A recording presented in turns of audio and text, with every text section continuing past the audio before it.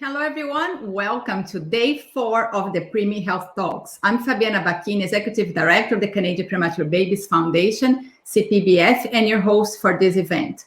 The Preemie Health Talks is the first international live series that CPBF is hosting in 2021. These educational sessions are in collaboration with the Family Integrated Care Committee, the Canadian Association of Neonatal Nurses, the Canadian Neonatal Network, the European Foundation for the Care of Newborn Infants, EFCNI, and GLANCE, the Global Alliance for Newborn Care. For those not familiar with CPBF, we are a charitable organization, and our mission is to empower families of premature babies every step of the way through support and education. We believe that through consistent information, access to helpful resources, and peer support inside and outside the NICU, we can empower families, ensuring they are ready to care for their babies. For this Preemie Health Talks, we brought health experts from around the world and all over Canada, and we've been diving deep into topics affecting preemie health, from breastfeeding to parental mental health during the pandemic, from the importance of kangaroo care to the best practices to protect your baby's skin. If you need closed captioning, you can watch it live from our YouTube channel and enable closed captioning on the screen. I want to thank our sponsors, Medela, Water Wipes, and Prolacta Bioscience for their ongoing support. Please use your comments area below your screen to ask questions, to share your perspectives, and to share your stories. We'd love to hear from you. And today we're going to have 2 presentations addressing mental health. It's a very important topic for us to be discussing, especially this week that is Mental Health Awareness Week. I have with us here today, Kare Robson, and also Kelly Poulter will be discussing trauma-informed care. And right now we're going to talk about foundations of well-being, daily mental health practice for NICU parents. Kare Robson, I'm going to bring her right here on our screen. Kare Robson, a therapist in private practice and a family support specialist in the NICU, will share mental health and wellness strategies for hospitalized families. Being the NICU can be a traumatic experience for many, and a focus on foundational wellness is a great place to start our healing. Kare Robson is joining us live from Toronto. Both of her daughters were born preterm. One was a 500-gram, 25-weeker born in 2005, and the other came at 32 weeks in 2007. Inspired by her own experiences, she came back to the NICU in 2010 to work with families as a neonatal intensive care unit family support specialist. Since then, she has developed programs for hospitalized families and trained peer counselors across Canada. She went back to school in 2018 to become a therapist, and now has a private practice in Toronto where she offers support to NICU families and clinicians. Kate, thank you so much for joining us here today. Obviously, I love talking to you, and I always learn so much from you. And before you even say hi, there is somebody here on the chat saying that I love Kare Robson. Oh. Marsha, we do too. Kate? Yes. Oh, Marsha, sending so much love back to you. Just love to see your name there. And Fabi, thank you for this opportunity. I love talking with you too, and I love talking about mental health. I think it's so important. I think it's something that we don't talk enough about, and it feels like a real opportunity. So I really want to start with this point of gratitude. Yes, so for all of you watching us, please, this is going to be a very informal conversation. Send your thoughts, your questions, and we're going to be addressing for the next 40 minutes. So, Kate, let's start with the pandemic and mental health, because obviously the NICU is already traumatic for families in regular circumstances. And now we were adding this extra layer of stress, and it feels that there is no end in sight. So what have you seen over the last year? Oh my goodness. Well, I think you said it so well. If you kind of imagine a volume dial, right? And it's already stressful and difficult for NICU families. And it's just been cranked right up because they are isolated. The programs that they used to rely on are mostly not, and we can't run those programs. The kind of support that they're offered is limited, and they're cut off from a lot of familial and friend support. So it's a lonely time. It's sort of a chronically lonely and isolated time. And I think people are suffering, I mean, already, the research shows that about in normal times, typical times, about 40% of NICU parents leave the NICU with some kind of mental health issue. And I can only imagine that those numbers are going to go up during the pandemic and after. And something that I've learned, though, that this won't come as a surprise to you, but NICU parents are also very resilient. They are very creative, and they are finding ways of connecting and supporting each other. CPBF, you've been amazing at sponsoring and running this weekly support group that I've been lucky to be a part of. And I'm just so endlessly inspired and blown away by the energy and the spirit of the parents who show up there to help each other. So yes, I think it's a really, really hard time. And I think that we need to start paying attention and talking about it and reaching out and offering concrete support to these families so that the parents and the children won't be too harmed by this strange time. Absolutely. But you talk about parents, and let's really focus on a little bit on fathers, because we don't talk about fathers' mental health. And we know the number for fathers who experience PTSD after the NICU is much higher. And I don't think we address that enough. What have you seen with fathers during this year?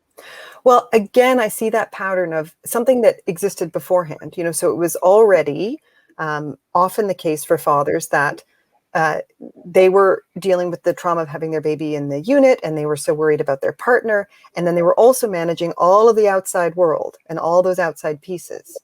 And so now what I'm seeing with fathers is that they're still doing all of that, except they're often, some hospitals are not even permitting, and I hate using that word permitting, but that's the way it's framed. They're not permitting both partners to be at the hospital at the same time. So dads are feeling disconnected because they're the ones often who are still at work and who have to do all that outside piece. And they're being sort of formally disconnected from their baby in the hospital and their partner in the hospital. And what I'm hearing anger, frustration, despair. And I worry about that long-term impact of what patterns are we creating in these families when each partner has to do everything on their own. How are we going to help these families to come back together and work together?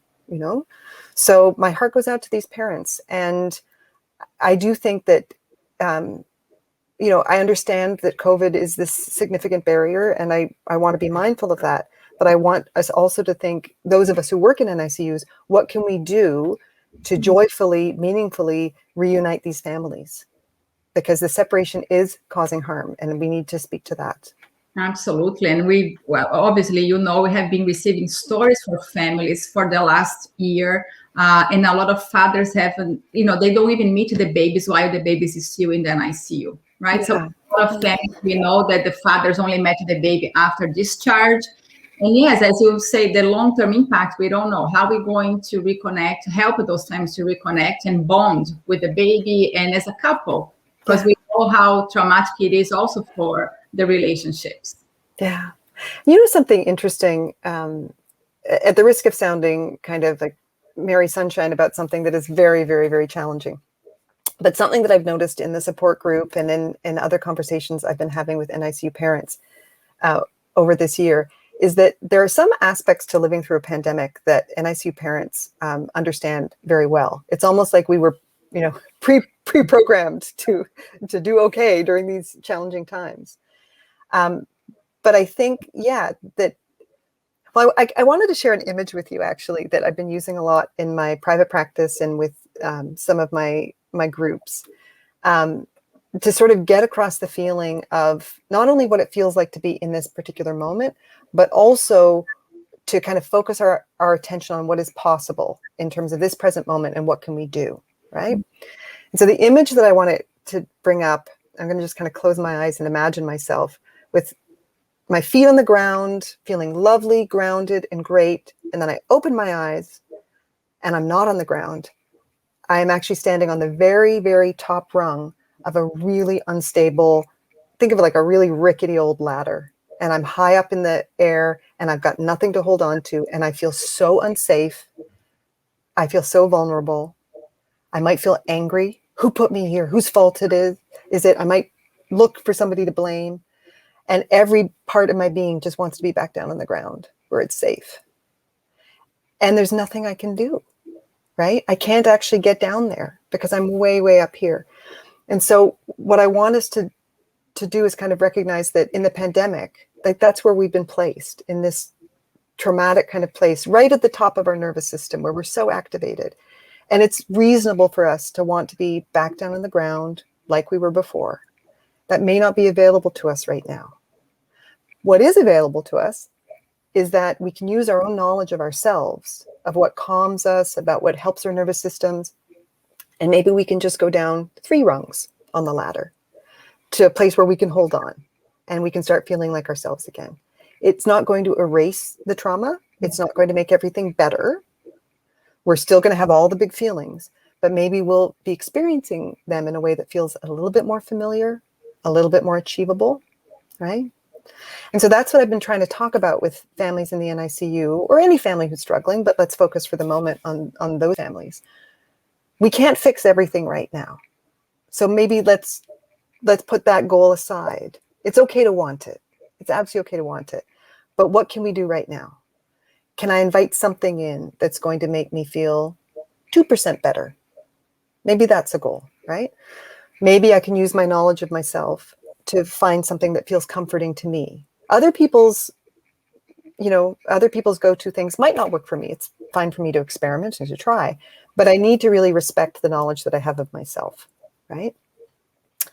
And what I often invite families to do, if they really don't know, like some people can come to it right, oh yeah, mindfulness, yoga, stretching, calling my grandma, they know exactly what they need in order to just come down that rung or two.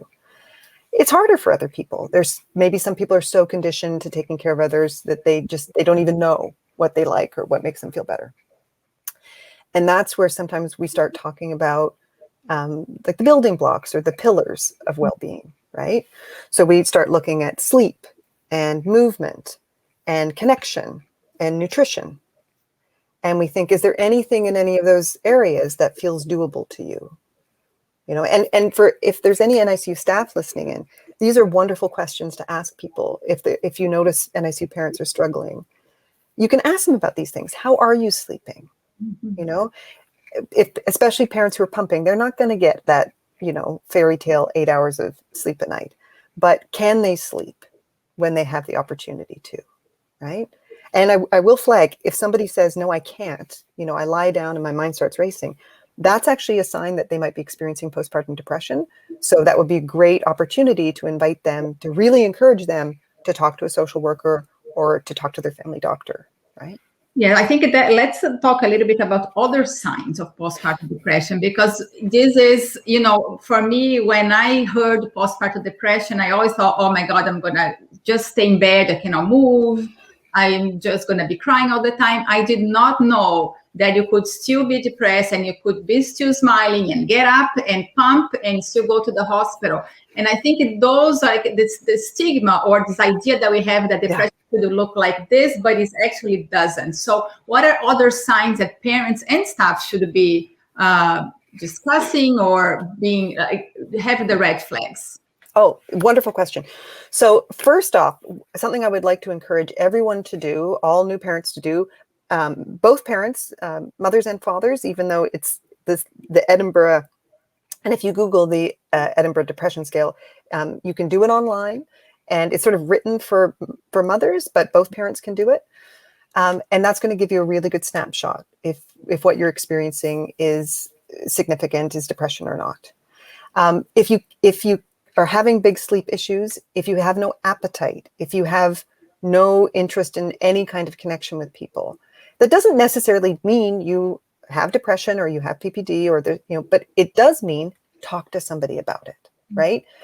What I would love to normalize is let's talk early and often about how we're feeling, about our mood, right? About whether or not we feel any kind of possibility of joy in 24 hours, right?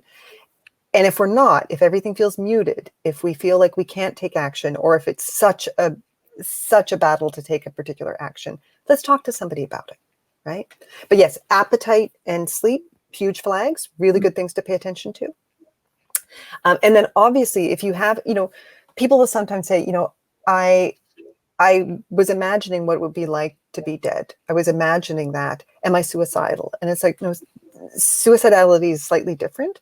But if you are having those really big thoughts, and this is the kind of thing that can be very stigmatized and people do not want to talk about, I really urge you, don't sit alone with those thoughts. There's no shame in having those thoughts. We do not have control over our thoughts and feelings. They're like clouds in the sky. They're going to show up. But they are telling us something. They're telling us that we need to pay attention, right? And they're telling us that we matter and that we deserve to feel better if that's available to us. And they're telling us to talk to somebody, right? So if those big thoughts and feelings show up for you, I don't want you to be scared by them necessarily. I do want you to talk to somebody about them. Yeah. Absolutely. Kate, just adding these comments here. Let's talk early and often about our mood. Love this. Thank you, Sherry, for joining us here. And also, I have a comment from Sarah. We struggled while Lachlan was in the NICU in Barrie. It was only one parent at a time and only once a day. Once you left for the day, you couldn't come back until the next day. Dad and I couldn't spend time together with baby Lachlan. And all on long discharge, they were able to be in the NICU together, which was very hard. So thank you for sharing that, Sarah. This is becoming for us very often, those experiences. And I think that's why it's so important to acknowledge the feelings in the NICU and certainly discharge. But we're gonna talk about the journey after discharge a little later. I really want Kate to focus on the NICU and what kind of support parents should expect in the NICU or can have in the NICU. And is there a stigma around mental health in the NICU? Because sometimes parents might have a history of mental health issues and they don't want to bring it to the NICU for whatever reason. Let's talk about that. Yeah. Well, I'm just noticing, a wonderful comment from Lori here that I actually think pertains to what you're saying, that a lot of parents and let me say this, I feel this, that, it's very scary when you're in the NICU.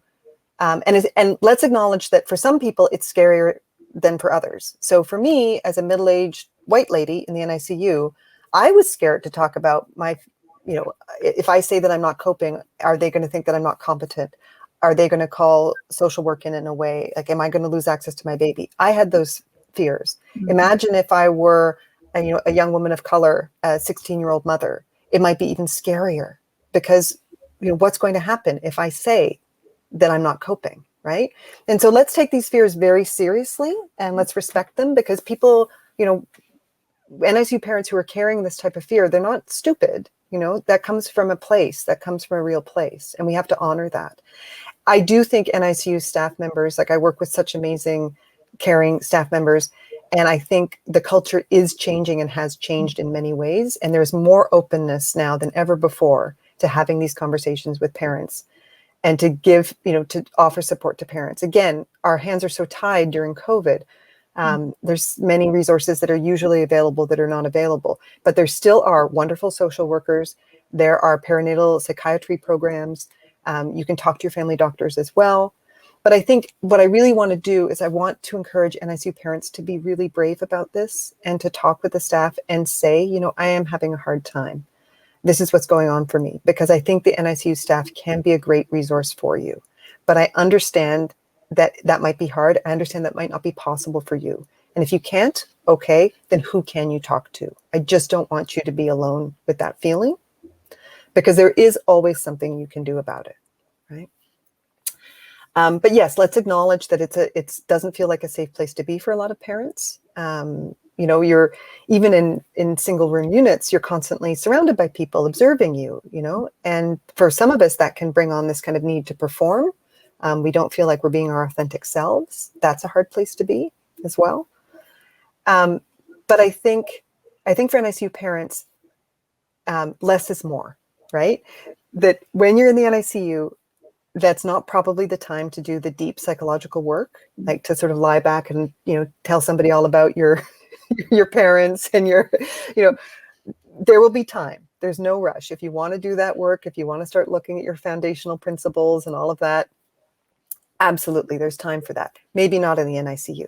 Mm-hmm. So in the NICU, maybe what we do is we draw our attention to the small things that can help shift our mood. We draw our attention to grounding exercises that we can do with our breath, with sensory exploration. Maybe we start paying attention to, am I getting enough sleep? What small move, what small tweak can I make to just maybe get an hour's extra sleep a day. Those are the types of small moves that we can do that are available to us and that can make a huge difference. Yeah. One thing that when you're talking before that it really struck on me that you talk about the trauma response, right? Because NICU is a traumatic experience, no matter how you experience NICU. If you're expecting to deliver earlier or not, it is a traumatic.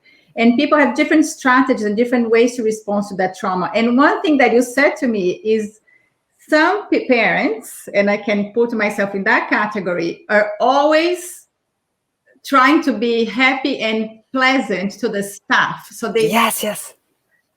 Because when you said that, I think that was my strategy, because I was always like trying to be bubbly, even the bad days. Obviously, I had some really bad days that I was crying, but most of the days I tried to keep chatting with the nurses, with the RTs, and trying to be myself when I wasn't really myself. So that was my strategy. And when you mentioned that before, okay, is that a good thing or is a bad thing? Oh, I so love that you brought that in. So I'll just give a little bit more, sort of put some landscape around this, that when we talk about traumatic response, one of the ways that we can talk about it, we can look at the classic kind of fight, flight, freeze. And that's what we talk about often. And then the category that you're talking about, I think it's a more recent addition. We talk about fawning. Fawning is that if I'm really, really nice, then I'll be safe here. If I'm really, really nice to everybody, they won't restrict my access. And if I'm a good parent, then the NICU can be a safe place for me. So when you look at this fight, flight, freeze, and fawn, you can see this showing up, for all kinds of parents. So flight, those might be the parents who find it unbearable to come in. They're just not there. Freeze, I was a bit of a fawner and a freezer. Like when somebody asked me to, can you go and do her diaper? I'd be like, I would literally freeze because I was so scared, and the fight might be those parents who can be quite aggressive or argumentative. And I know right now during COVID, that's another thing where the volume dial has been turned way up because people are coming in carrying so much, right? And so you see that it's actually not anger talking. It looks like anger, but it's actually the fear. It is a traumatic response. So I think that the question, is it a good thing or not? This is where, and we've talked about this historically, that in our unit, we had a wonderful project related to acceptance commitment therapy, where I learned so much by being involved in this wonderful project, the CSIN study. But really looking at, putting aside the issue of good or bad and looking at, is it working for me or is it not working for me?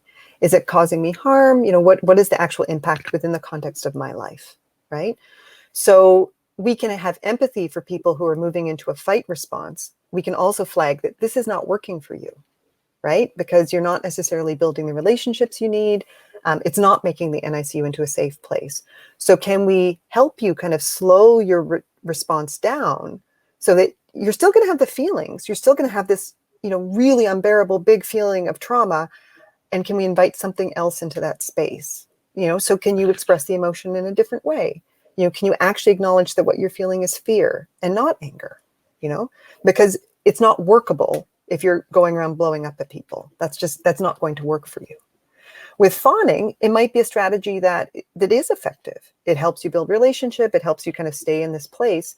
And then that might be work for you to do personally, thinking about, okay, am I going along with things that I don't actually want to do to make everything nice for everyone else? Is there room for me to get a bit comfortable with being uncomfortable? What would it feel like to say to a healthcare provider who I really care for, actually, it really hurt my feelings when you said this or did this, And if it feels too big to do, that's okay, right? There's time. This is something that maybe you can look at later, But what serves you in the moment, like let's just be in the moment and say, okay, I really need to feel safe here. And that for me means cultivating these relationships. That's okay. Right. But I love the focus on, is it working for me? And when I'm doing something, asking ourselves this question, what is this in service of? Right? Is it bringing me towards the type of person I want to be? Or is it distracting me from that? Is it distracting me from a feeling that I don't want to have? Right. So I have a comment here from Wendy. Hi, Wendy. Oh, lovely, Wendy. I try to support parents by telling them it's okay to cry. This experience is hard. It sucks to be here right now. Yes. Talk about crying, because another day, Dr. Michael Narvi also posts about parents crying in ICU, that it's okay. And his post went viral because we don't talk about, it's okay to cry. Not only is it okay, I think it's important. I think it's vital. And okay, I'm just going to go on a soapbox here, Fabiana. I think there's something really strong in our culture where we've tried to exile sadness. We've tried to exile anything negative. We've tried to exile, anger and all the big, quote unquote, bad feelings. We try and make them go away, but we can't, right? We can't exile them. And when we try to exile them, they're going to come back banging on the door louder than ever. Mm-hmm. So we have to figure out a way, how do we kind of invite them back and like sit at the table with us, so that we, crying, for example, when most people cry, when somebody cries, how often have you heard somebody else come up to them and say, oh, no, don't cry. We do this with our children all the time. This is something I'm really trying to hold myself accountable to in the pandemic. My kids get to feel what they're feeling, and I get to keep them company with it and hold them through it. But I don't get to tell them that they're not feeling what they're feeling, right? And I think when we see our friends in distress, we try and say, no, don't feel that way. It's going to be okay. Let's please draw our attention to that, and let's stop doing that. And instead, let's show curiosity to people. Oh, what are you feeling? You're feeling sad. Okay, can you tell me about that? What does that feel like for you? You're feeling angry. Tell me about that. What does that feel like for you? Let's give people space to have their feelings. And it does not, Sorry, we have to acknowledge those feelings. We have to let people feel them, because we don't, and this is a central thing in acceptance commitment therapy. All of our lives are going to have pain in them. We cannot live a meaningful, great life without experiencing tough stuff. And so what we have to figure out is, how do we kind of hold the tough stuff with us and still move forward? But we can't pretend that it's not there. And if we do, again, it's sort of like pushing something away until it just smacks you in the face, right? That's what's going to happen. And it doesn't surprise me. Like, I have the privilege of working with Wendy, and she is so loving and wonderful. And I think I so appreciate, Wendy, that your tendency that what you do is support parents and give them space and permission to feel. And you aren't, sometimes when we try and make somebody, oh, stop crying, it's okay. That's actually about our discomfort, right? We don't want them to feel that way. But if I'm trying to make somebody else feel a different way, that's my problem, not theirs, So let's talk a little bit about the staff now, because obviously this is also going through a stressful time, right? They work in the hospitals, the frontline workers. It's so stressful for them. They have to go back home. They also have kids at home. They also homeschool the kids. And then they come to work to be in this traumatic environment. So how's the staff, from your experience, doing right now? And is there any support for them? Because I feel they need as much support as the NICU families need at this time. I kind of don't know where to start in saying this, because I just feel all the things for the wonderful staff members who've shown up at hospitals. Obviously we're focusing in the NICU today, but generally speaking, people in healthcare, what a year, of showing up, of walking to the lion's den day after day. And I think something that happens for NICU staff members generally, and especially now, is that whether or not there's a crisis going on in the unit at any particular moment, they have to be ready for that crisis. So they are often living let's go back to that ladder image. They're right at the top of that ladder all the time. But they have to be ready. They have to be activated and ready to go. It is exhausting to live like that, activated and ready to go all the time, right? And I think culturally, like, we've been terrible with healthcare workers at valuing what they do. We kind of take it for granted. We just, oh, that's your job. Well, think about what it is to walk into that lion's den every day, not knowing what you're walking into, not knowing if when you go home, you'll be taking something home with you that could make your own family sick. That's what healthcare workers have been doing, right? So apart from showing all the gratitude, what can we do? And I think, different hospitals have support programs for staff. I don't know, the difficulty is when you're working these really challenging schedules and nights and going back between night and days, and how difficult that is. I'm glad you acknowledged that so many staff members have their own families and they're trying to homeschool and all that. So it's not that easy for staff members to get support because they don't have any extra time. So that's why, I hope it's okay to say this now, but we are going to be starting a group for staff members in the next couple of weeks. And there'll be anybody who's interested, please look on the CPBF Facebook page for more information. But we're going to be starting a group where we're going to be, each week we're going to be looking at a different tool that we can use, both to help families, but also to help ourselves as caregivers. Because I felt like that's sort of like the least we can do to say thank you to these amazing clinicians and bedside staff who've kept the whole show on the road this whole terrible year. Absolutely. Yeah, it is certainly a tough year for everyone. And we just want to acknowledge and thank them for all the work that they're doing. If you are a healthcare professional listening to us today, we are very grateful for all the work that you do for our families every single day. Kate, as you talk about our programs, let's talk a little bit about the COVID care program that you're before you go into talk about after discharge and mental health. Yeah, well, so that was another thing that, I think, and this very much speaks to who you are, Fabiana, that you are very much a let me help type of person. So I think when COVID, I know CPBF did so much great work helping hospitals run support groups across the country. And then COVID happened and all of those support groups kind of fell like dominoes because you couldn't do anything in person. And so you immediately pivoted to offering something online. And we've had this lovely online support group going now for more than a year. And it's become this really beautiful community where we support each other. The parents who show up each week, they're so amazing. They have so much insight. And it's become a really lovely kind of mutual support community. And then we've also recruited clinicians across the country to be available for counseling sessions with NICU families. So whether you're still in the NICU or whether you've been recently discharged. So I would really encourage parents, if you would like to talk to somebody, there are people there for you. It's free. You can get 4 sessions now. And so reach out, don't hesitate and I think some people, they're kind of like, oh, it's therapy. What is that? You know what? It's connecting with somebody. It's talking about what's going on with you. It can be fun. In the sessions, we often laugh. We explore, different strategies for sure. But the sessions can be really enjoyable too. So if you're feeling any kind of nerves about it, you can also try one. And if it's not for you, you don't have to come back. But I would really encourage people, if you think that it would benefit you to talk to somebody and you qualify into the program, please try us out because I think you might like it. Absolutely. Yeah.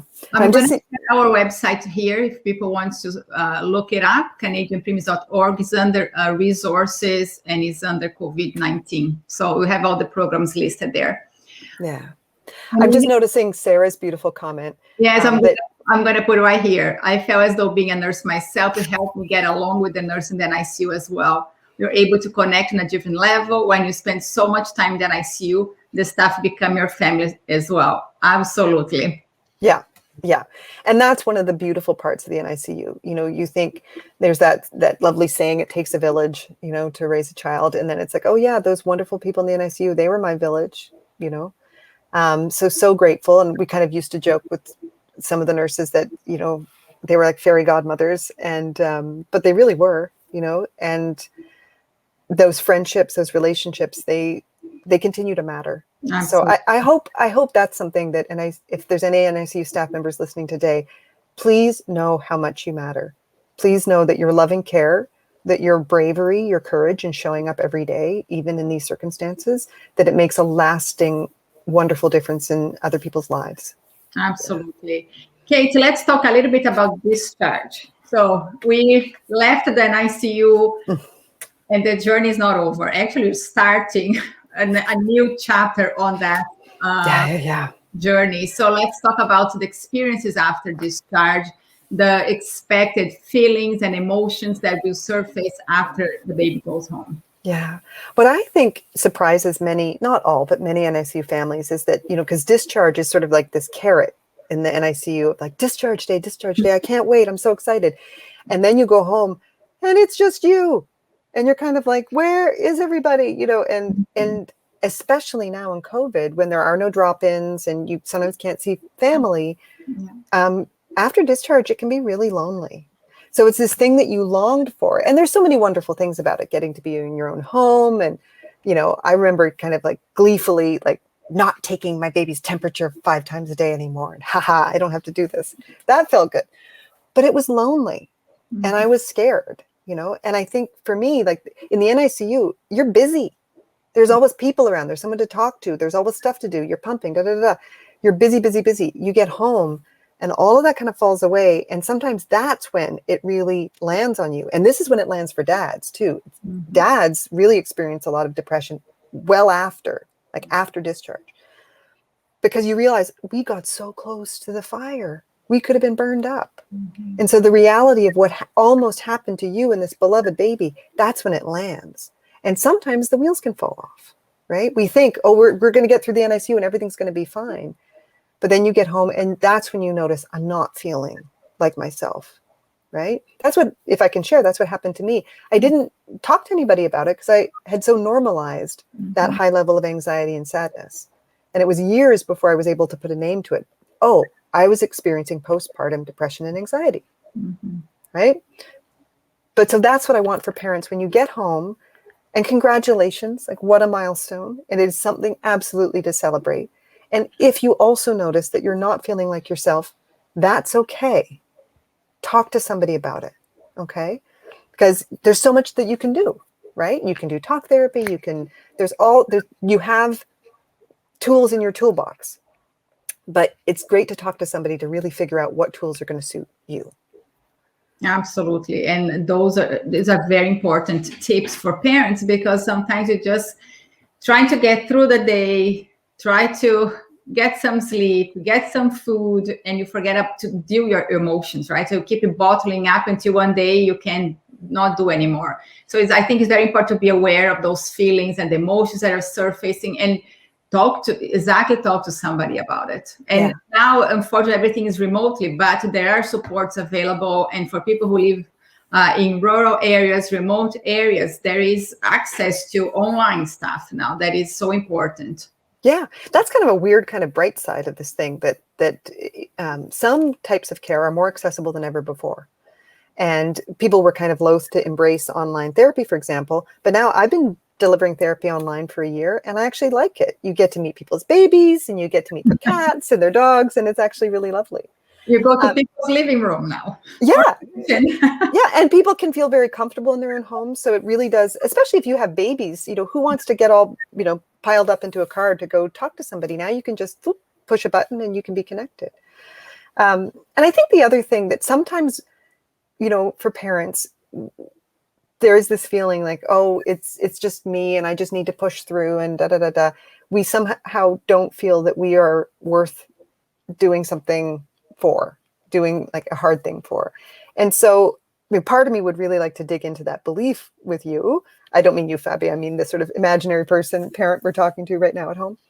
But I also want to say that taking care of yourself explicitly and openly is actually a wonderful thing to model for your kids. So if you can't do it for yourself, maybe you can do it for your kids, to show them that, hey, it actually matters when I get up and exercise. It makes me feel better.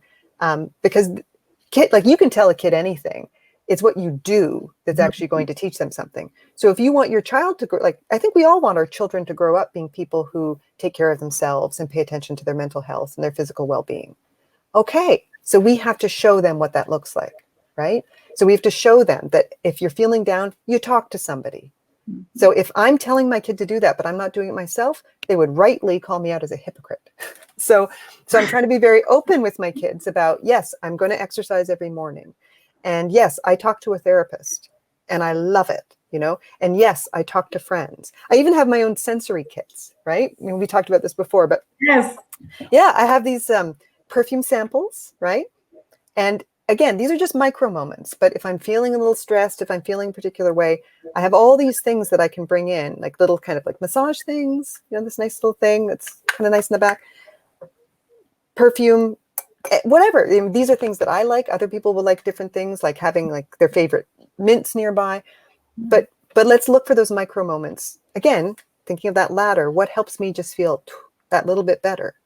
But let's do it explicitly in front of our kids so that they know what we're doing, because that's how they're going to learn to take care of themselves as well. Well, and acknowledge the feelings, because yesterday actually I was talking to my son who loves video games, and every night to try to get off the video game, and I was angry. He said to me, "What's wrong with you?" Because I cut off time, and I say in a nice way, and he's like, "What's wrong with you?" I said, "Well, actually, I'm not feeling great right now. I'm anxious. I'm tired. I need to go to sleep."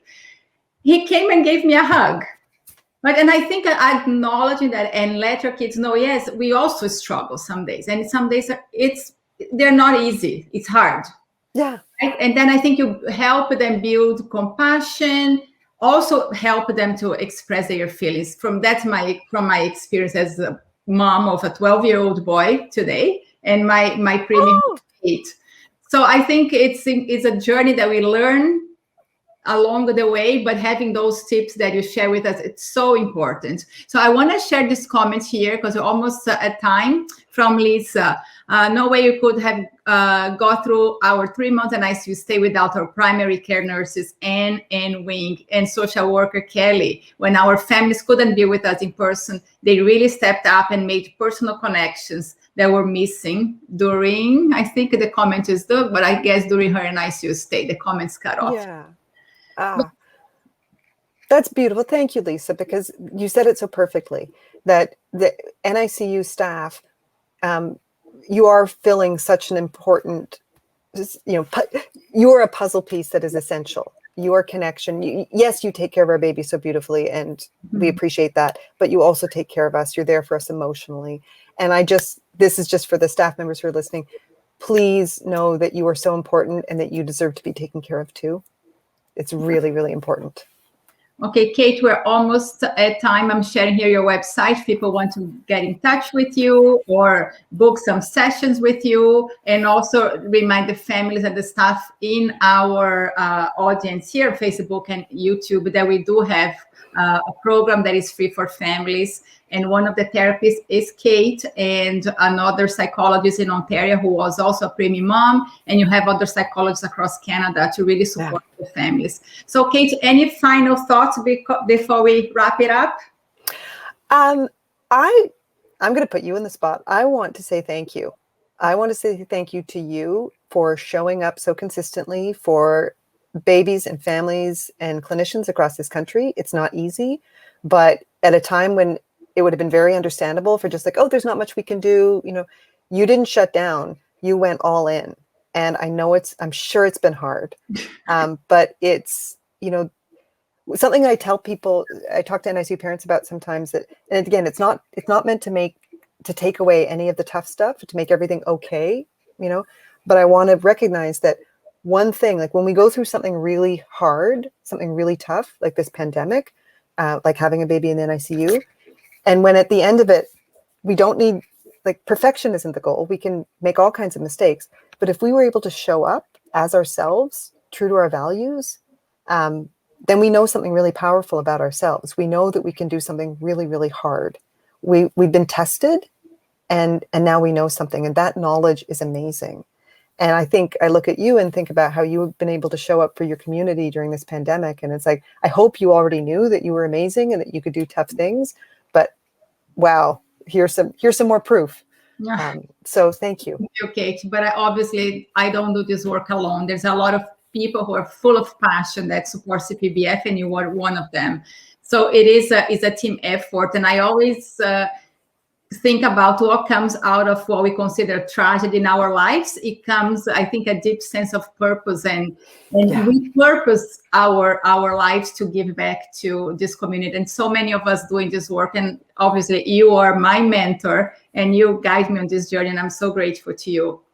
Thank you, Kate. Thank you. Okay, so I see you soon, Kate, and bye, everybody. Thank you. And for all of you watching us live on Facebook and YouTube, thank you so much for joining our conversation. We'll be back in just a few minutes with Kelly Coach talking about trauma-informed care and trauma-informed care plans and how to incorporate these two in the NICUs.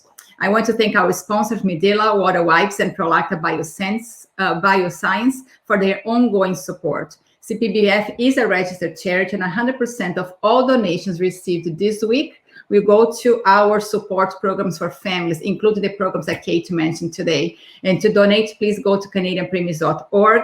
Stay tuned, and we'll be back in just a few minutes. Thank you.